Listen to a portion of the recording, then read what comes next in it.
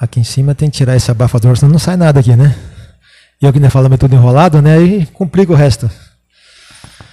Muito bom. Nós estamos adentrando no último trimestre de 2021. Quem diria, não é? Sobrevivemos o ano, né? Mas tem mais coisa que vem por aí. E eu queria que esse não fosse um segundo sermão, tá? Eu preciso que você também participe aí. Faça as suas contribuições, ao seu ponto de vista. Nós estamos iniciando um estudo, e esse estudo, ele com certeza vai acrescentar muitas coisas para nós. A frase inicial do título da lição, ela tem uma coisa que eu precisava destacar com vocês. O que é que você entendeu aí? Qual é o título da lição? A verdade presente em Deuteronômio. Então, o motivo de estudo nosso desse trimestre é o livro de Deuteronômio. Mas existe um contexto, um conjunto de informações aí. E o que é essa informação aí? Verdade presente. Você sabe me dizer? Quem pode me ajudar aí? Vamos lá, vamos ter algumas palpites aí de vocês.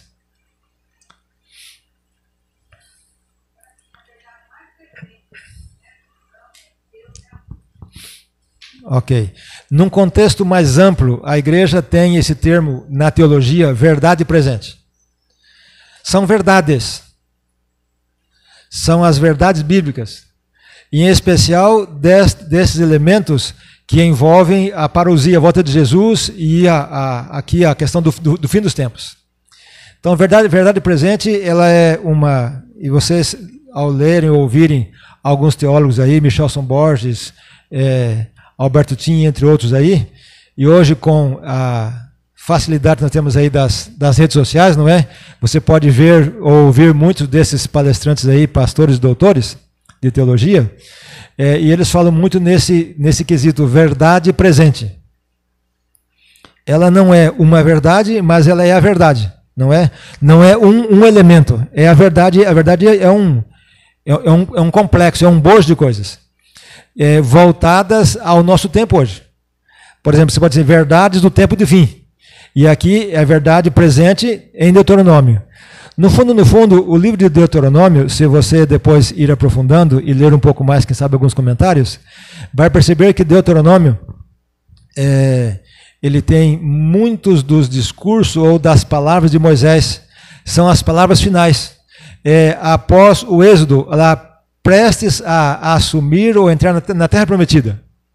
Moisés já está idoso, velho, ainda tinha forças, porém, ele está aqui apresentando mais elementos da experiência dele com Deus e de Deus com o seu povo.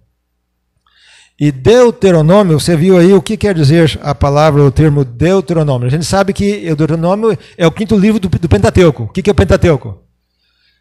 Pentateuco são os 5 primeiros livros, o livro da lei, ou a Torá.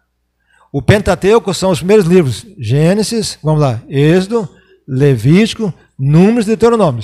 Esses 5 livros são os livros mais antigos e hoje os judeus respeitam muito a lei, a Torá, que é o Pentateuco, que está exatamente toda a história do povo de Israel, o povo de Deus ali. E ela se desdobra depois de ter a Terra Prometida nos demais livros da Bíblia, do Velho Testamento. Depois os proféticos e tudo mais ali. Mas o livro, esse aqui, de Deuteronômio, ele quer dizer, a palavra Deuteronômio, quem viu aí, é a repetição da lei. Que lei? As leis, é o Pentateuco, é a Torá. Não é, quando fala lei na Bíblia, irmão, a gente tem muito fácil na nossa mente, como adventista, dos 10 mandamentos. Mas inclusive os 10 mandamentos, porque as leis do povo de Deus eram muitas. E são essas que muitos ainda se debatem e se perdem hoje, dizendo que os 10 mandamentos faziam parte também das leis que Deus tirou fora. Na verdade, o problema deles é um só, não é? É só o mandamento do sábado, que o resto está tudo valendo. Então, eles jogam o nenê fora por causa da fralda suja, não é? Muitos fazem assim. Porque tem um elemento, ou tem o mandamento que eles não aceitam, não compreendem, ou ainda não compreenderam. Mas Deus vai ajudar, e tem muita gente sincera e fiel ao nosso redor, que precisa ver de nós uma atitude de aproximação, de amor, que a lição traz muito esse elemento aqui, não é? Para a gente poder viver essa experiência. Os temas da lição dessa semana, ela trata, já foi abordado aqui inicialmente na abertura da lição, esse Deus da história e como o Deus de amor. E como sendo o Deus criador da história, apresentando como um Deus de amor, apesar que muita gente não consegue ver o Deus do Antigo Testamento como Deus de amor, só consegue ver Jesus como o amor, não é? Mas Deus é amor em todo o tempo. E depois você vê os concertos, a aliança que Deus faz com o seu povo. E por fim, Deus estabelecendo o seu povo, o povo de Deus. Esse é o contexto geral da lição dessa semana. Então, vamos a alguns momentos altos que você levantou aí, do estudo dessa semana, para a gente poder aqui relembrar alguns desses pontos aqui. Então, sim.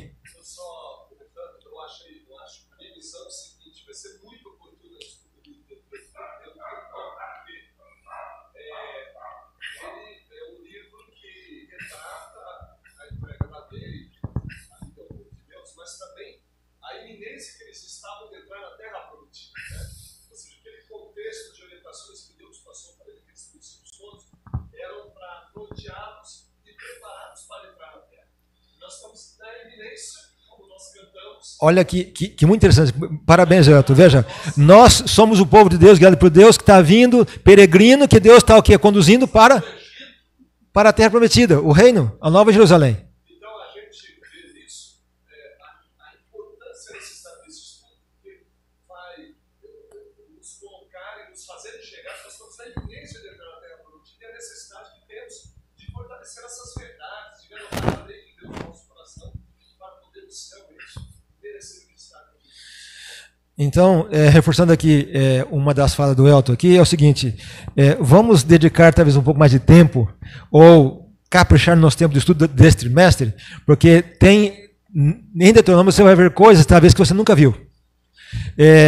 E essa introdução do livro aqui, uma semana, ou essa semana disso daqui, é muito, muito rápida, é uma abordagem assim, muito pequena da grandiosidade do livro. Aqui a introdução diz assim, é como alguém que leu o livro lá, como é que é o nome do livro lá, Guerra e Paz, né, de Tolstói, é um livro de 1.500 páginas, leu em 3 dias. E perguntaram, o livro fala sobre o quê? Fala sobre a Rússia. Você lê 1.500 páginas, que fala da Rússia, ele não leu nada, não é? Ou seja, a introdução aqui dessa semana é muito pequena, é muito assim, resumida, da grandiosidade do que é o livro do estudo desse trimestre.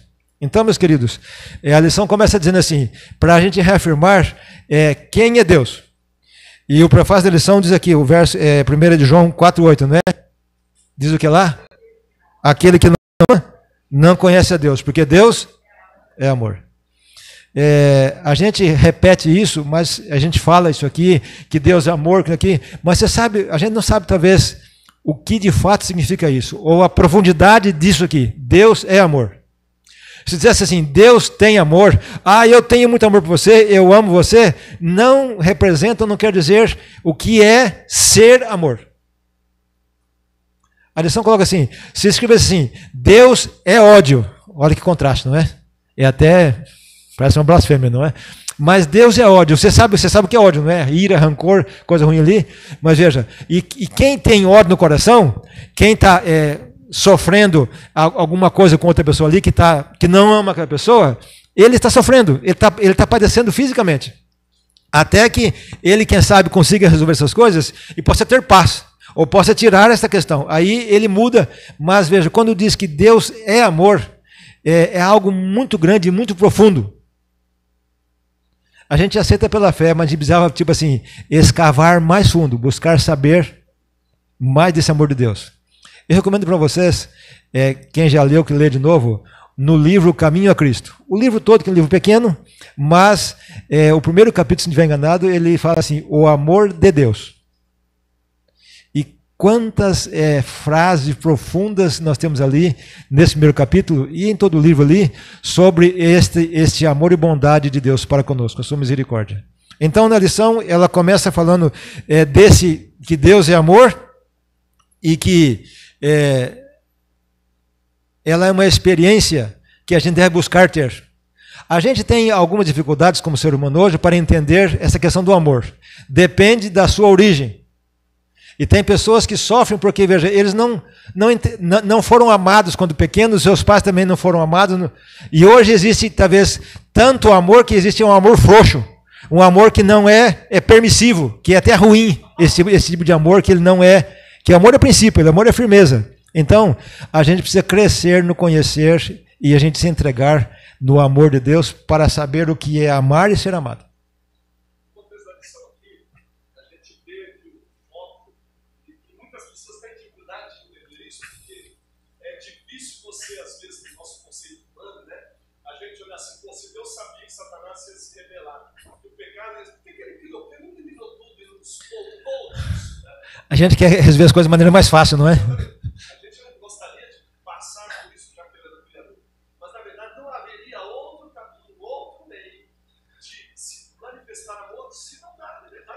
Porque se tivesse, você tinha feito, não é? Exatamente. Se tivesse, Deus teria, certamente, dado esse caminho. Mas nós precisamos compreender que tudo isso foi um ato de amor. E eu acho que quando a gente vai para a Bíblia, quando a gente começa a ver, eu quero analisar a nossa vida ultimamente. Eu tenho conseguido ver o amor de Deus, que eu consigo viver como rebelde. Porque eu sou um pecador. Eu sei o que eu devo fazer quando eu devo, mas muitas vezes eu faço aquilo que eu devia fazer. E sabe que não devia fazer, não é? Mas Deus continua me amando, me chamando, me atraindo, entendeu? Insistindo. Então, essa é a revelação do Salmo que Deus tem. E a liberdade é a manifestação do Salmo. Oh, que Deus maravilhoso que nós temos, não é?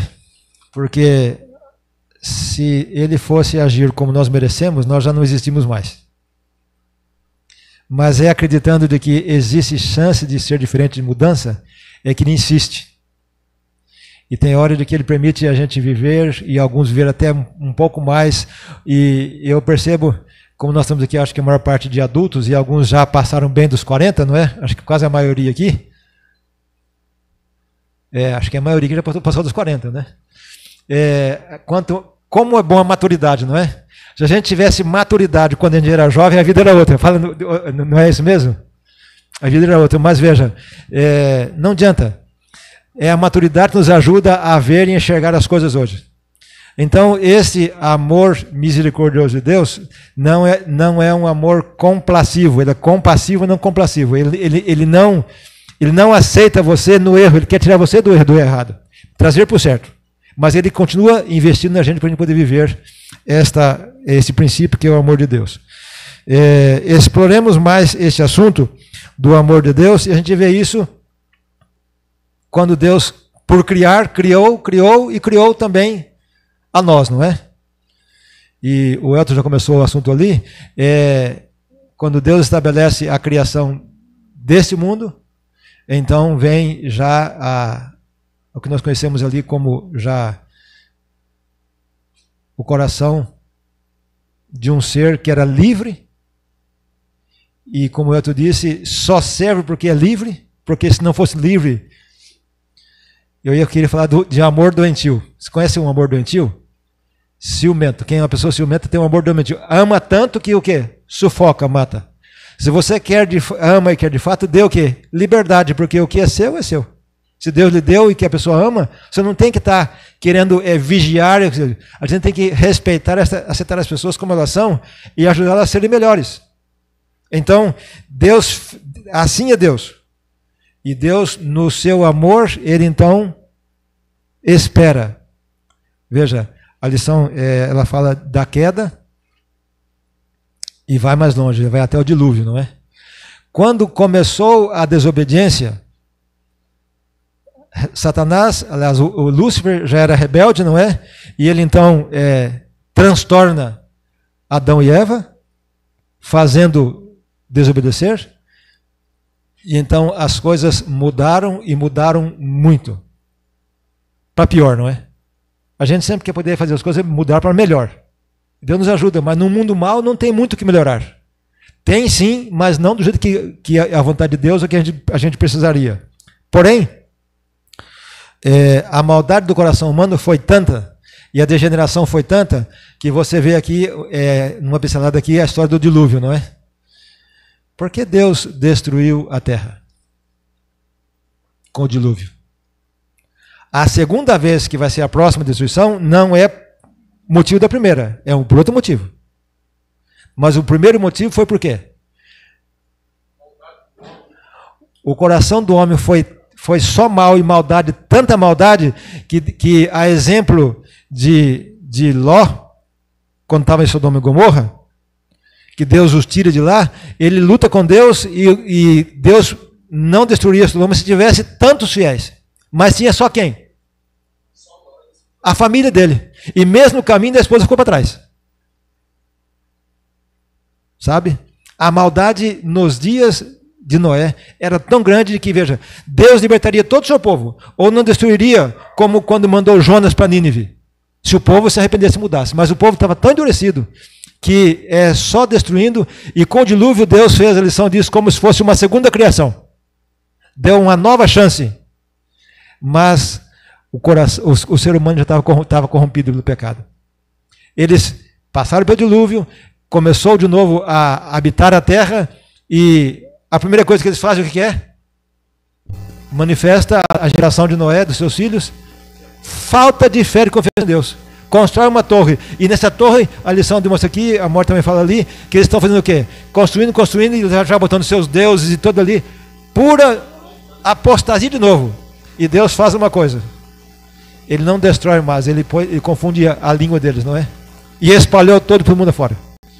Então a gente vive uma situação dramática, entendendo aquela história do passado, a natureza humana como nós somos. Tem hora que eu falo assim, o povo judeu nos dias de Moisés deu tanto trabalho para Moisés, e foi um povo tão difícil que Moisés chegou a pedir que Deus destruísse todos eles. Ou Deus disse a Moisés que destruísse todos eles. Não, Senhor, não destrói. E Deus então atua em Moisés para o seu povo. Ali está uma espécie de Cristo naquele momento, quando Moisés se torna intercessor do seu povo. E hoje nós também somos seres humanos, complicado como eles eram. Temos algumas vantagens. Quais são as vantagens? Nós conhecemos toda a história. Eles não conheciam a história, nós conhecemos a história. Toda a história está aqui para nós. Está na palavra de Deus. Então, nós somos mais devedores do que eles. Deus pode cobrar mais de mim e de você hoje, ao mesmo tempo que nos dá mais privilégios ou mais oportunidades. Então, queridos, viver esse evangelho, mesmo entendendo a queda, o que Deus depois faz do dilúvio, e então agora quando Deus restabelece o seu povo, e aí a gente entra no chamado de Deus para Abraão. Em todos os... Sim.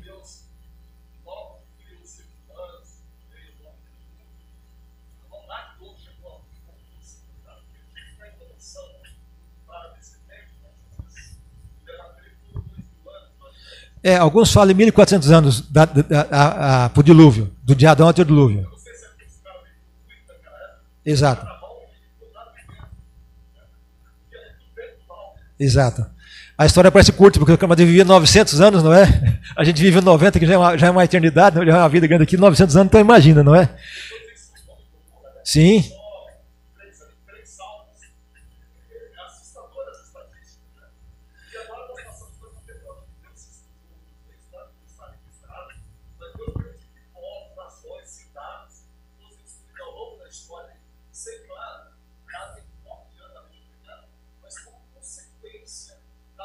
Da obstinação do ser humano. E, irmãos, nós hoje, a raça humana hoje, você vê como é que é, né? A gente, por qualquer coisinha, ai no tempo presente, não é? Existe uma polarização tremenda. A gente, qualquer coisinha, é tudo casquinha de ferida, ninguém pode falar mais nada, e a gente não sabe nem quando tratar com pessoas diferentes especiais, eu até me calo, porque não sei se eu abro a boca, se eu falo, se eu não posso falar. Está complicado. Como?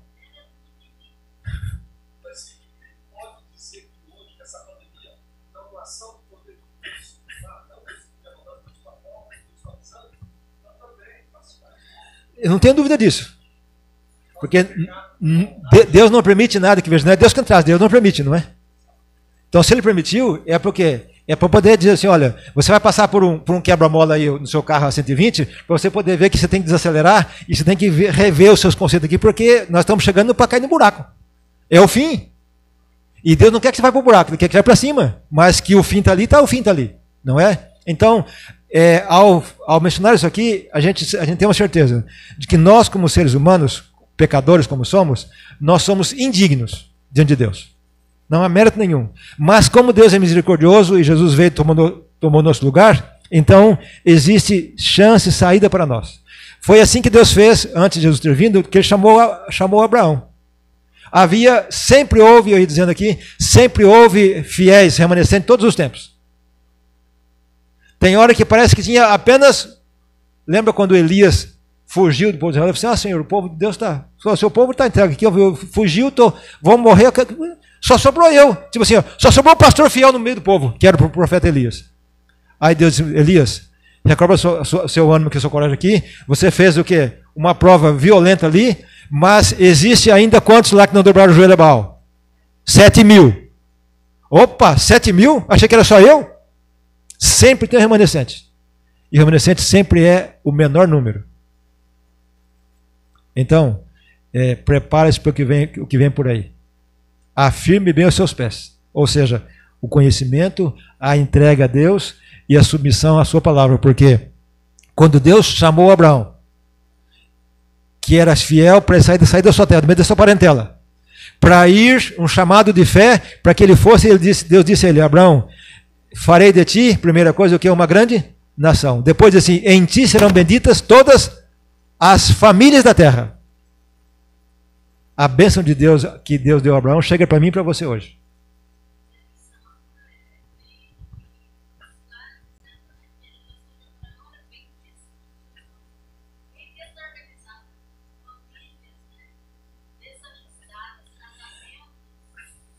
Ou seja, hoje a história se repete como foi no passado. Não quer dizer de que eles eram melhor do que nós e nem nós somos pior do que eles. Nós somos seres humanos carentes do mesmo Deus e nós temos hoje mais luz e temos mais oportunidade. Talvez somos mais devedores. Mas Deus tem orientado o seu povo em todos os tempos. O chamado de Deus que fez Abraão é para Abraão olhar pela cortina do tempo, pela fé para Jesus que viria. E nós, que estamos lá na frente dessa história, estamos na iminência de ver cumprida a promessa que Deus faz a Abraão e a todos os fiéis de todos os tempos.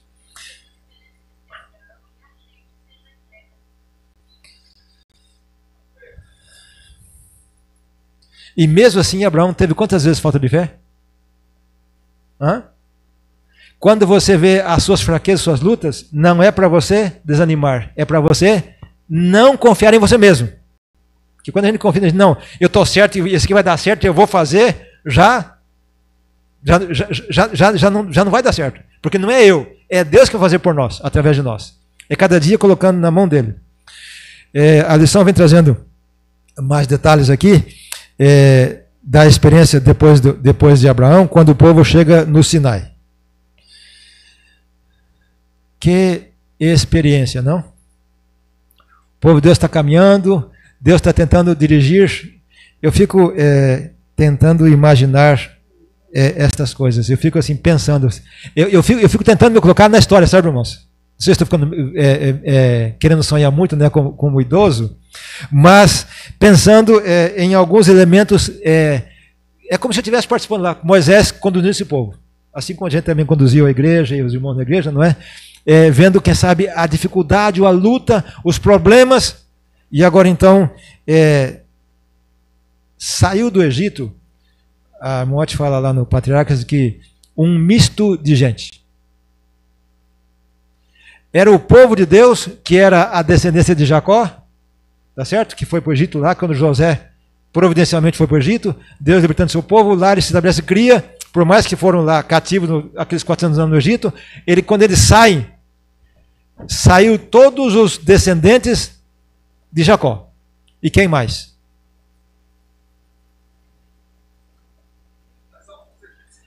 Muitas famílias egípcias que eram solidárias com o povo de Deus, e você tem parentes e amigos aqui que não são da igreja, mas gostam de você. E que daqui a pouco ele vê, não, mas puxa, ele está certo, eu vou com ele. Porque a coisa aqui, ele viram as pragas para ali, e é aí que o Morte fala, foi um misto de gente. E quando pessoas que se juntam a nós e que não creem e não têm a experiência nossa com Deus, a aprovação no deserto, e depois você vê ali, cada momento o povo, e era o próprio povo de Israel, mas era tipo assim, somado e aliado com os que eram egípcios, que não conheciam o Deus de Israel, que tinham ouvido falar, não é? E aliás, grande parte do povo de Israel também não tinha uma experiência com o povo de Deus. Cativo, sabe? É por isso que Deus depois passa para estabelecê-lo. Nós vimos no trimestre passado que a trajetória desse povo do Egito até Canaã era para quanto tempo? Não, era para questão de talvez um ano e pouco, com todas as circunstâncias ali. Mas o que acontece? A estupidez deles, assim como a nossa hoje, é estupidez. Faz o quê? A gente fazer tantas coisas, a gente tem o foco hoje, não, porque eu tenho aquilo ali e tal, e a gente, não, eu confio em Deus, mas eu tenho que ter minhas coisas, tem que ter sim, mas do ponto de vista do reino, porque se a gente não, Deus não nos dá saúde e recursos e meios para pregar o evangelho, nós estamos fazendo o reino, esse mundo nosso reino. E vamos continuar batendo cabeça aqui e vamos ficar aqui mesmo. Tem hora que eu vejo, e não vou criticar, mas vou falar, porque eu também tenho, não é? Quem não quer ter a sua boa casa? Bem arrumada. Com ar-condicionado hoje, que não dá para ficar mais sem ar-condicionado, não é? Estamos sem energia, tá? Fique esperto. Caríssimo, não é? Veja, eu vejo de vez em quando alguns que constroem casa e falam assim, se Deus volta, quando Deus voltar aqui e não destruir a casa dele, ele vai ficar contente de morar na casa dele no céu. Porque ele construiu tudo que podia fazer o melhor aqui. Vai ser pior do que uma favela lá no céu, não é? Mas ele construiu tanto aqui que ele vai ficar contente que se a minha casa for a minha casa no céu. Não sabe o que espera no reino do céu, não é? Mas faz tanto bem, tanto querer aqui, está tão apegado às coisas daqui, que se brincar vai ficar aqui mesmo. Esse é um risco que você e eu temos. E pode ser uma casa grande e boa, e pode ser uma casinha pequena sua, depende do coração, porque você quer conhecer as pessoas, como diz, dá poder a ele, dá dinheiro para ele, você vai ver quem é essa pessoa. Muda totalmente.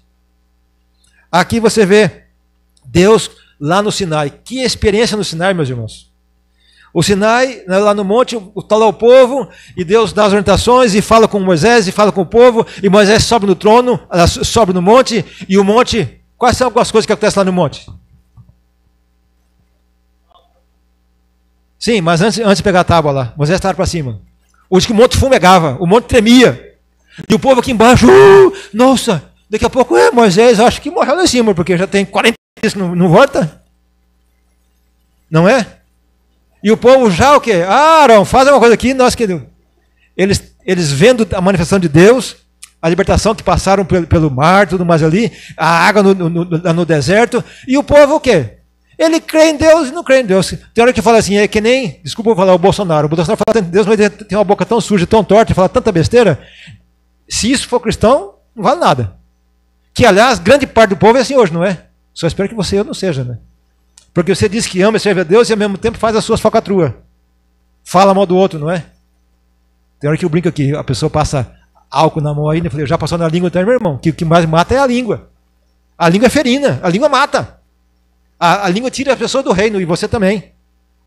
Não é assim que diz aqui Tiago e Provérbio, fala, tá aqui.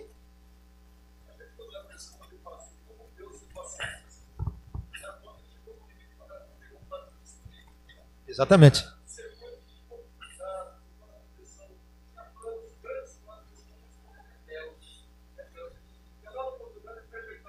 Deus está conduzindo o seu povo. Prometeu para Abraão, vem vindo as gerações, caiu no Egito, lá Deus fortaleceu, tirou um grande povo e vem para a terra prometida, Deus chama lá, faz uma manifestação terrível, não é? 10 pragas, e conduzindo o seu povo, e eles estão vendo miraculosamente as coisas acontecendo, mas não creem. Tem gente que precisa ver para crer hoje. E quem precisa ver para crer, não crê. Porque quem crê não precisa ver. Tomé, só depois que Jesus apareceu, Senhor, eu creio, você é safé também, ó. Teve chance, né? Mudou de tudo.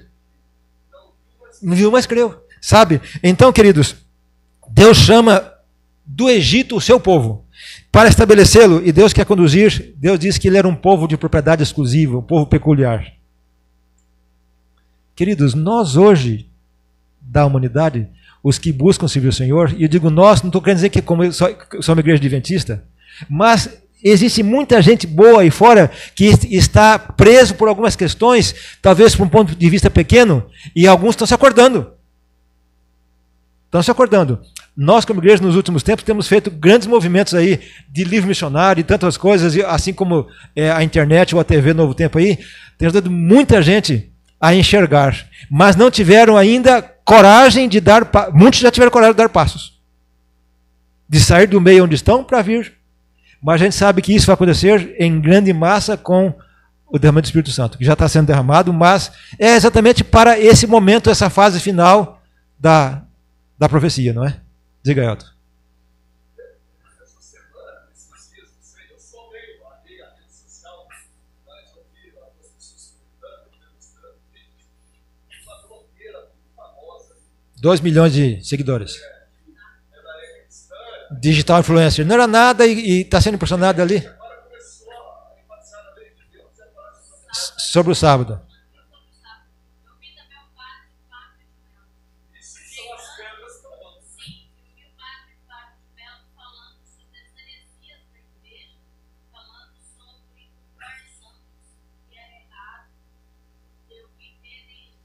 que estão.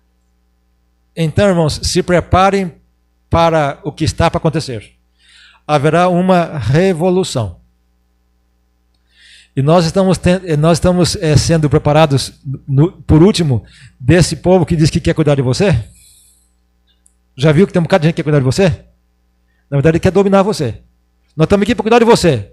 Ou é o governador, ou é o prefeito, não sei, nós queremos cuidar de você. No começo, só valia aferir a temperatura na testa, não é? Hoje já é no braço. É uma forma, são formas, existe muita teoria disso aqui, mas são formas de poder ir dominando as pessoas. A máscara. Usa sim, não tem problema. Mas são formas de dominação. E você se prepara, porque daqui a pouco, não, você é obrigado a fazer. Você está sendo obrigado a usar máscara, obrigado. É carteira, tem carteira, não tem carteira. Só vai poder reunir igrejas. Onde que é no Pernambuco? Onde é que está aí? Que parece que não pode reunir igrejas se não tiver carteira de vacinação, porque, sabe, é um tipo de perseguição. E dentro do ônibus, que é lotado, os ônibus circular na cidade grande, não tem problema. Na igreja não pode. Então, exatamente. Então, veja, isso aí são umas pequenas coisas que você começa a ver do que está para vir por aí. E aí, tipo assim, como você vai se posicionar quando chegar de provar a sua fé? Porque hoje usar máscara não tem problema nenhum da sua fé, você teve que ficar em casa um pouco lá, não sei o quê, um bocado de coisa ali, mas e quando for, e tá na linha aí. Já era para ter acontecido, não é? Essa reunião do Papa aí com, é o G5, não é? É novembro agora ou é março do ano que vem? Novembro? Tá, eu sei que está entre esse fim de ano e começo do ano que vem. As coisas estão sendo alinhadas. É tudo em favor do quê? Do clima, da natureza. Então não é a questão de guardar domingo ou não como fé, é de cuidar do planeta, cuidar da sua vida, da sua casa. E você vai ser obrigado a fazer o quê? O que eles querem. Está sendo obrigado a usar máscara, não é? Tem só um doido que não usa, que foi boqueando o povo aí, não é? Mas, sabe como é que é? Está difícil a coisa, e a coisa vai ficar pior. Então, veja assim, isso me diz algo para você. Deus, na sua palavra, mexeu, confio, nós temos aqui a informação. O povo foi rebelde, Deus trilha. A geração do Egito morre no deserto. Qual é a geração que entra na Terra Prometida? A geração do deserto. Foram 40 anos. Os que nasceram no deserto foram que entraram na Terra Prometida, que os que vieram do Egito não entraram lá. Nenhum entrou. E dizem por aí que eram cerca de 2 milhões, uns poucos ali, que eram 2 milhões de pessoas. Ao sair do Egito. Sabe? Até Moisés não entrou, né? Ele ia entrar. Foi aquele momento lá, quando ele fala a rocha, e ele foi lá e bateu na rocha, que tirou ele lá. Moisés perdeu a paciência por causa do povo, não é? Não justifica, meu irmão. Ou você está com o seu ouvido bem aberto para o ensino do Senhor, ou você também padece. Nós somos a geração do deserto.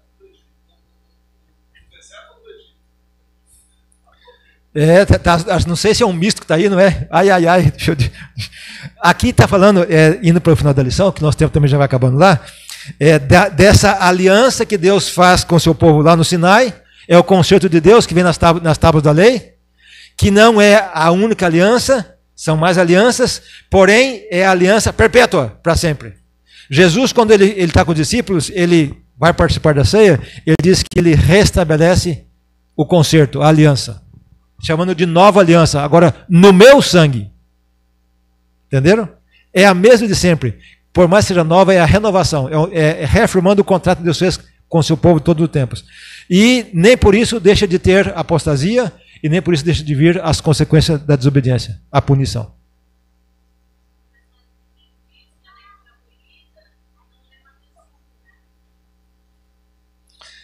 Mas interpreta como quer, não é? O que mais me assusta, irmã, é ver hoje, eu disse no final do sermão aqui, ver hoje uma linha de pastores modernos hoje, dizendo que nós temos que reinterpretar as verdades bíblicas à luz do que Jesus falou. Então, para eles não existe mais o conceito de verdade presente, que é a verdade do começo até o fim. As verdades hoje são relativas. E tem púlpitos adventistas e alguns brasileiros que estão fora do Brasil advogando e pregando muito, muito fortemente isso aí. E alguns até conhecidos nossos. Terrivelmente. Ou seja, eu não sei o que é pior, não é? Se a gente talvez perecer por alguma questão aqui ou enfrentar o que vai acontecer dentro dessa igreja com mais pouco tempo. Vai ser dividida e dizimada. Ainda ontem eu conversava com uma menina, a Nataline, ela deve ter uns 5 anos de igreja e o marido está lendo muito o Espírito de Profecia, os livros de Elliot ali, e ela começou a ler. E disse, pastor, eu estou vendo cada coisa. Eu falei, você não viu nada ainda, minha filha. Se ela já ficou com o cabelo arrepiado, eu falei assim, prepara que vai arrepiar o corpo inteiro. Eu falei assim, você tem um balde inteiro, não é um livro não, dos escritos de Ellen White, que são o quê? Demonstrações preventivas para a minha salvação, para a sua salvação. Se é desde o cuidado que você tem da sua alimentação, dos cuidados, são os demais cuidados da família e da educação. Eu falei, se nós não tivermos firmados hoje no que nós temos de revelação para nós, e essa aqui é a principal revelação, e nós como igreja temos o legado do ministério profético, através do dom de Ellen White, que é uma outra o quê? Cortina que se abre de clareza para nós. Nós não vamos subsistir ao que vem por aí. Vai ficar no deserto? Ou você vai entrar na terra prometida? O caminho santo é preparado. Você está andando nele, é com Jesus. Porque existe altos e baixos, apostasia no tempo presente. Será que eu e você vivemos com a mesma língua que você louva e glorifica a Deus? Tem hora de que você faz coisas ou fala coisas que você toma o nome de Deus em vão? Com certeza. Com certeza. Então, se nós não formos mais vigilantes e mais prudentes hoje no nosso jornal diário, esse é apenas o começo de Deuteronômio. Nós vamos ver muitas das informações que Moisés passava para o povo, de advertência, de administração, preparando o povo para poder ser o Israel de Deus na terra prometida. E Deus prometia grandiosas coisas, a terra que mandava leite e mel, que é uma terra abençoada até hoje. Até hoje. Imagine o que Deus tem para nós. Aqui, ainda, para poder anunciar o Evangelho, mas sobretudo para o reino dos céus. Que Deus nos conduza, meus queridos irmãos, para que as bênçãos que Deus tem para cada um de nós possamos buscá-las, nos entregar a Ele sem reservas e poder então ver Deus agindo na nossa vida para a nossa salvação. Jesus já veio para nos salvar, mas Deus continua, através do Espírito Santo, tocando no meu e no seu coração, para que a gente possa viver a preparação da sua breve volta. Deus nos conduza na nossa jornada cristã e também no nosso estudo desse trimestre. Amém? Amém. Vamos ficar em pé? Vamos concluir então, não é? Oramos a Ti, Senhor, agradecidos mais uma vez pela Tua misericórdia que nos alcança a cada dia. Sabemos que na Sua palavra diz que ela se renova a cada manhã. E por isso nós não somos consumidos e estamos aqui para pedir que o Senhor nos ajude a compreender a Tua palavra, a cada dia abrir mão de nós mesmos, confiar mais no Senhor e não confiar em nós mesmos. Para que, entendendo a maneira como a humanidade tem agido desde o princípio, confiando no Senhor, o Senhor possa se manifestar revelador, salvador, e que nós possamos, crendo no Senhor, nos entregar a Ti sem reservas. Conduze, Pai, a vida de cada pessoa aqui presente, cada família aqui presente, dos que estão presentes, dos que estão ausentes, para que nós possamos ser vivificados, e ao ser vivificados, Senhor, na Tua presença, possamos viver de maneira sábia, justa, e que o Seu nome seja glorificado em nós. E assim, o Senhor possa cumprir a tua promessa, da Tua palavra, de vir nos buscar para sermos filhos no Teu reino. Concede-nos um restante de sábado feliz com as Tuas bênçãos, sobre os Teus cuidados,